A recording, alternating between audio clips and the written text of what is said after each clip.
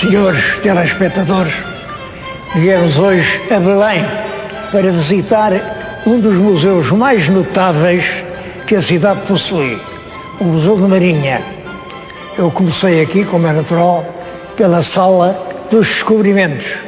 É uma sala que fez parte do antigo Mosteiro dos Jerónimos, uma sala enorme, e onde se reúnem os modelos dos navios que fizeram os descobrimentos, as estátuas dos navegadores que praticaram os grandes feitos e documentos sobre a arte de navegar, porque os descobrimentos têm uma influência enorme na forma como os homens afrontavam o mar.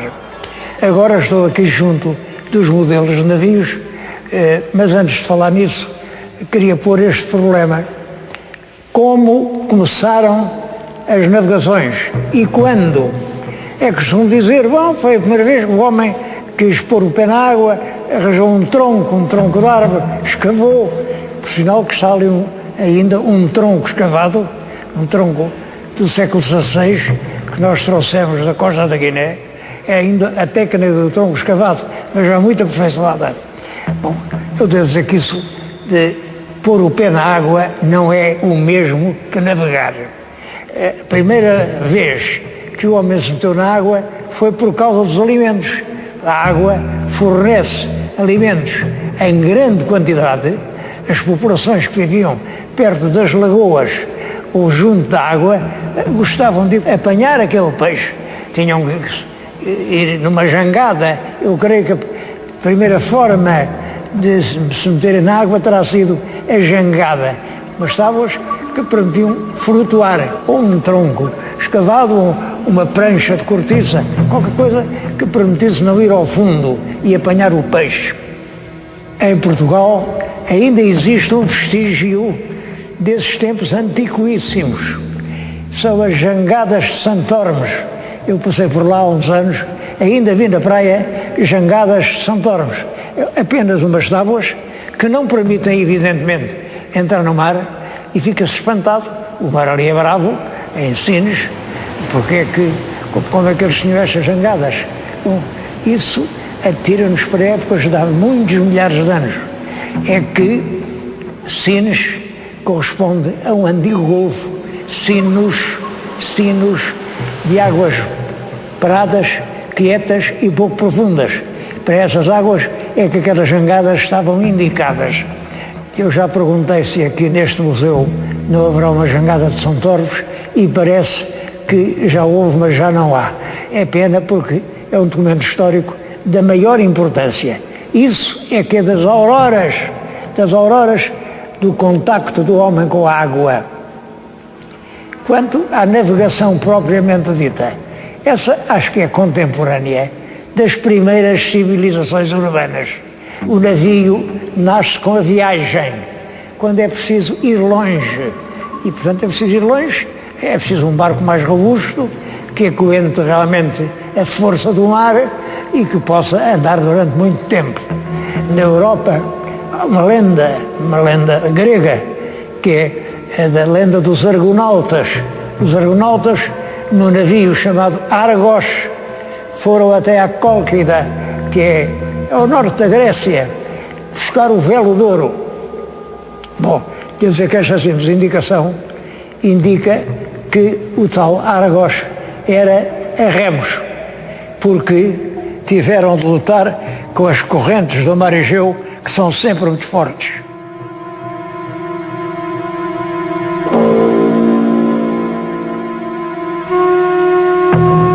Os mais antigos navios eram todos a remos e sabemos mais ou menos quando a navegação começa no Oriente do Mediterrâneo, o grande centro de construção naval e de domínio pelo mar é a ilha de Creta, onde há uma civilização brilhante, 3.000 anos antes de Cristo até 1.500 anos antes de Cristo.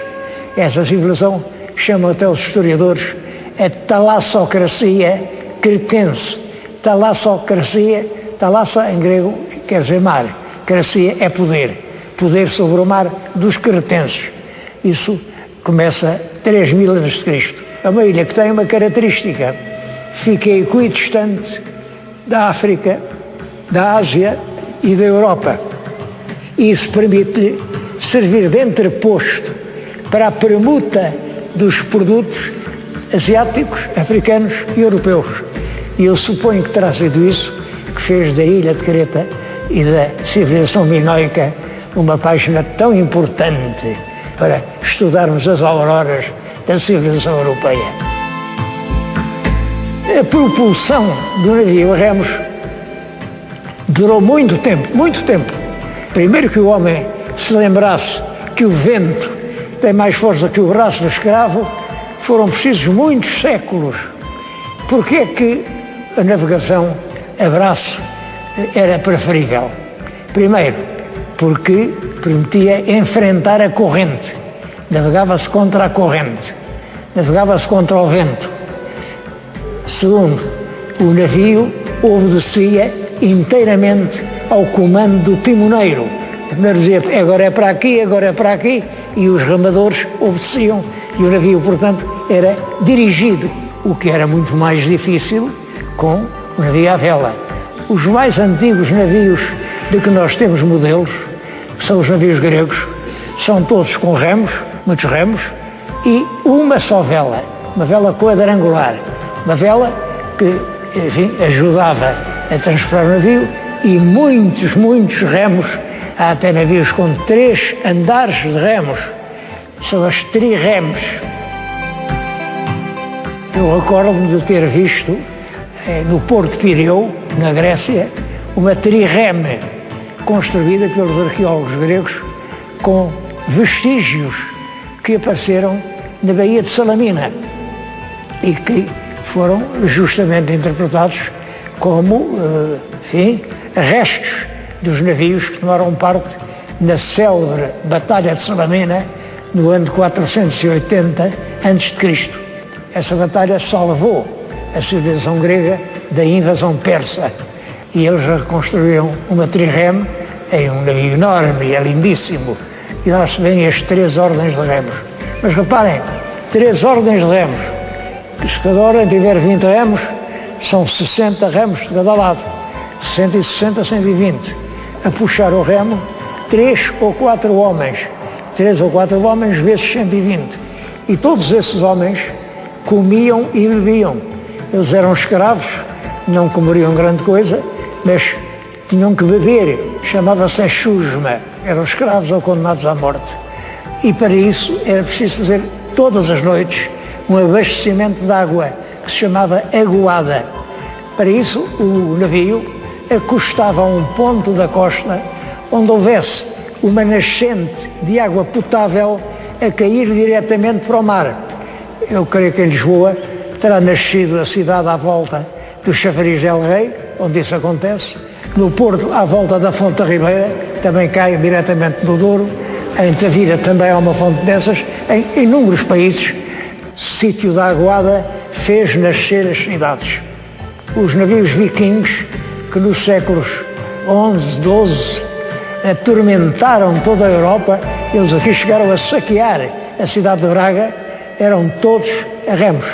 Tinha uma vela, mas a propulsão era essencialmente a remos, eram navios de bordo baixo. Quando é que aparece um navio movido essencialmente pela força do vento? Bom, é isso que agora vamos ver. A passagem do remo para a vela é lenta e tem fases. Estou a falar junto, esta pequena embarcação que está aqui é uma barca, já não tem remos, mas o casco é ainda um casco de vela trincada, igual aos barcos dos vikings, e tem apenas uma vela.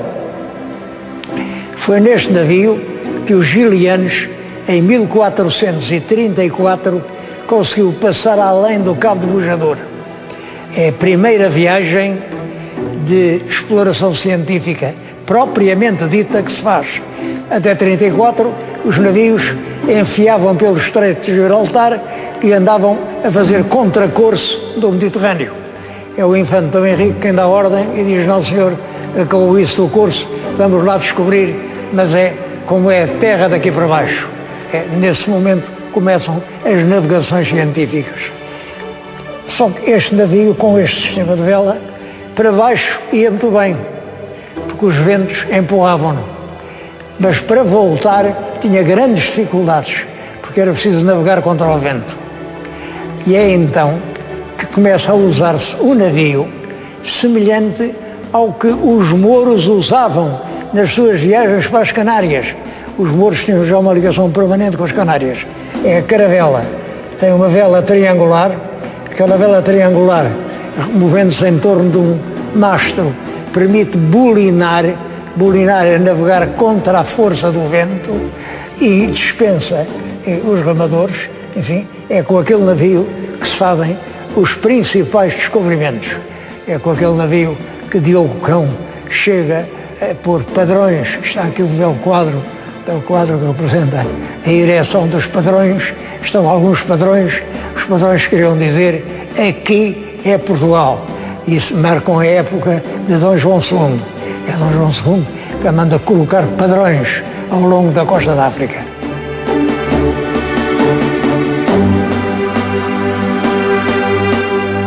A peça mais ilustre de todo o museu é esta imagem. Isto é um São Rafael. Era a imagem, enfim, da estima, da predileção do Paulo da Gama, que ele levava na sua câmara e todas as noites rezava a São Rafael. O navio de Paulo da Gama, no regresso, teve que ser destruído, porque realmente a viagem foi cruel. Todos os dias morria gente e a certa altura já não havia tripulação para os dois navios. Então foi destruída e queimada para ninguém poder copiar a São Rafael, e o Paulo da Gama e o que restava da tripulação passam para o navio de Vasco da Gama, mas o Paulo leva a sua imagem. É esta imagem que nos dias de grande calmaria é levado aos ombros dos marinheiros, da popa até à ré, da ré até à popa, a implorar vento que os traga de volta à pátria. Paulo da Gama adoeceu, as privações eram muitas, e morreu na passagem dos Açores. Vasco da Gama ainda parou aí, desistindo de vir dar a notícia ao reino para ver se salvava o irmão. Mas não, ele lá ficou enterrado. E Vasco da Gama ficou com a imagem, e nas outras duas viagens que fez até à Índia, acompanhou-o sempre. Esta imagem foi 3 vezes à Índia e voltou. Foi ela que deu o vento do regresso, foi ela que acalmou os mares nas tempestades. Era a imagem da grande ilusão dos nossos descobridores.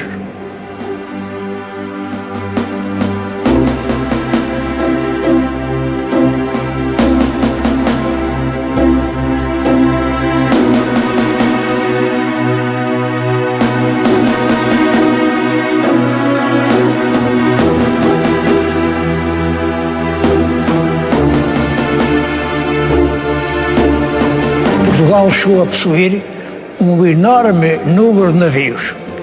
O rei Dom Fernando, para que a troca de mercadorias se fizesse em navios portugueses e não estrangeiros, deu grandes privilégios aos armadores.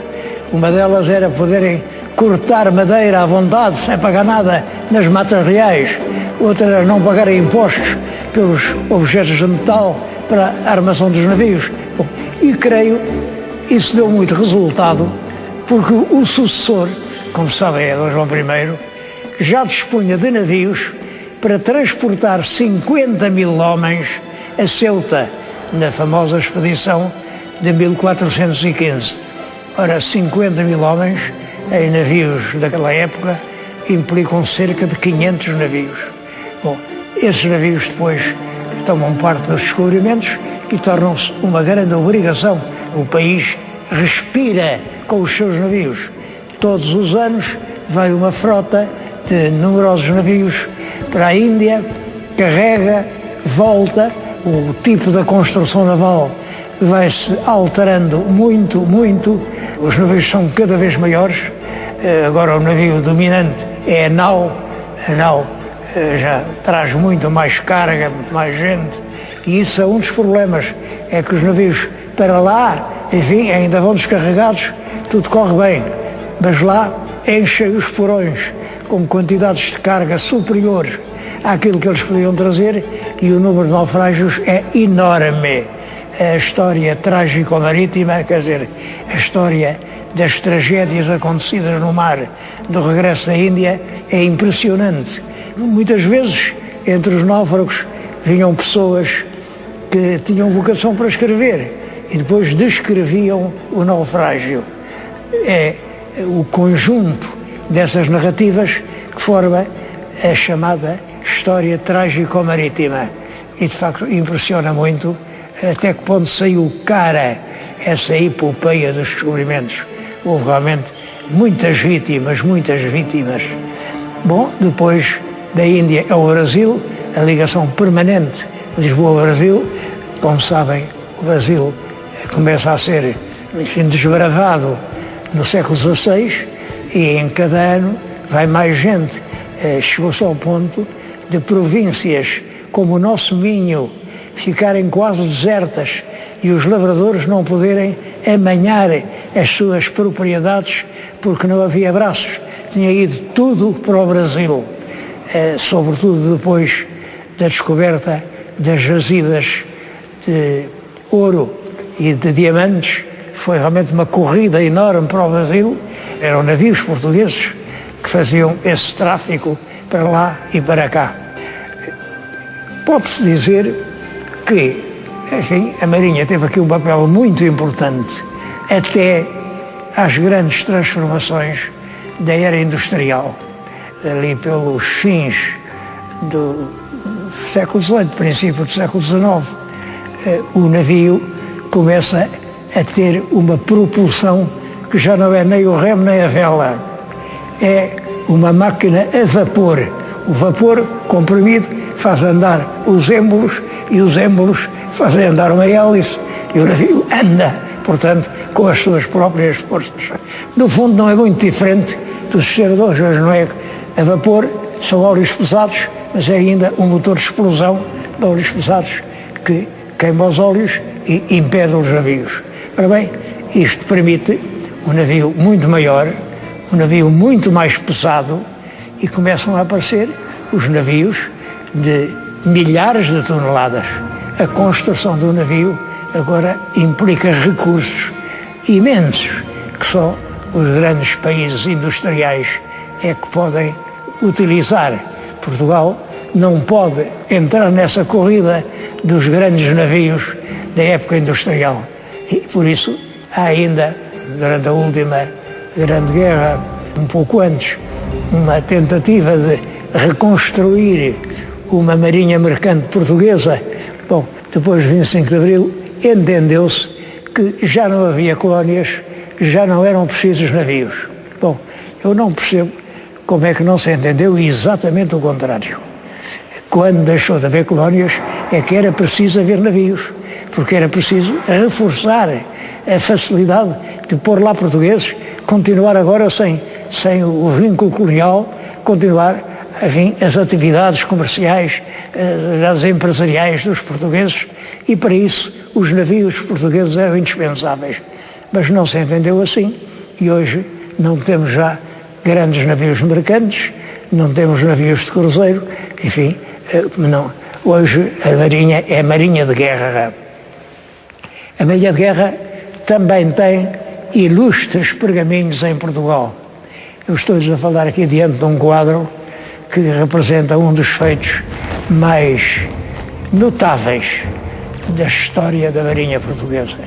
É a história do comandante Carvalho Araújo.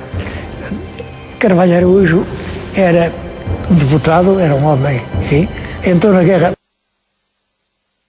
para a guerra, era deputado, portanto estava isento disso, mas ofereceu-se à Marinha e comandava um antigo Dragaminas, foi armado a navio de escolta, mas é um navio muito frágil e muito sem poder de fogo, e foi encarregado de escoltar o paquete São Miguel, que levava umas centenas de passageiros de Lisboa para os Açores. Bom, lá seguia o rastro de São Miguel, quando aparece um submarino alemão e começa a disparar sobre o paquete. Bom, é claro, se o paquete fosse ao fundo, morriam centenas de pessoas. Então Carvalho Araújo faz uma coisa, dá ordem ao seu barco para se ir meter entre o submarino e o paquete. Dá ordem ao paquete para, enquanto ele o cobre, o paquete dar a volta e ir rapidamente para o seu porto. Claro, o submarino passou a fazer fogo sobre o navio de Carvalho Araújo, o navio que se chamava Augusto Castilho. O navio português disparava sobre o submarino alemão, mas é claro, a diferença de forças era enorme, enorme. Este quadro aqui representa um momento em que o comandante Carvalho Araújo é mortalmente atingido por uma granada alemã. Mais 5 membros da tripulação encontraram a morte nessa defesa da vida alheia. Finalmente, o navio foi para o fundo e os sobreviventes meteram-se numa baleeira e, sem alimentos, sem nada, dirigiram-se para os Açores. Estavam muito longe, levavam mais de 200 milhas e, portanto, a viagem durou 6 dias. O sacrifício heroico de Carvalho Araújo para que centenas de portugueses ficassem vivos é um dos feitos mais notáveis da Marinha de Guerra Portuguesa.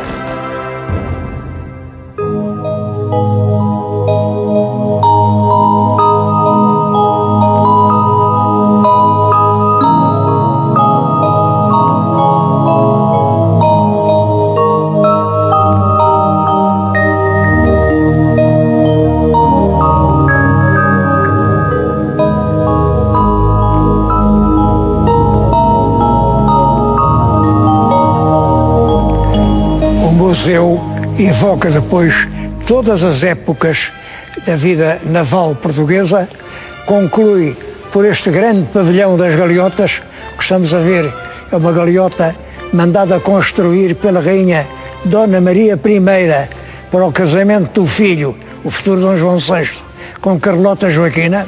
É um navio lindíssimo e, para acabar com chave de ouro, tem ao fundo deste pavilhão nem mais nem menos que o próprio avião Santa Cruz, no qual os comandantes Gago Coutinho e Sacadura Cabral, no ano de 1922, chegaram ao Brasil.